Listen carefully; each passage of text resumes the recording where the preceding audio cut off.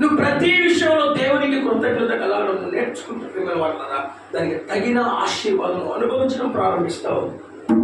నువ్వు శ్రమలో అయినా, కష్టంలో అయినా, నిందల్లో అయినా, నిట్టూర్పులో అయినా, వేదనలో అయినా, అవమానకరమైన పరిస్థితులైనా నువ్వు దేవుణ్ణి ఆడుకోవడం ప్రారంభిస్తే, దేవుడు నిన్ను ఎంతమంది అవమానపరిచారు, ఎంతమంది నిందించారు, ఎంతమంది దూషించారు, ఎంతమంది వెలివేశారో వారందరి ముందు ఒక ఉన్నతమైన స్థితిలో నిన్ను నిలబెట్టి వారందరూ తలదించుకునేలా చేయగలిగిన దేవుడు మన దేవుడు. హల్లెలూయా, హల్లెలూయా.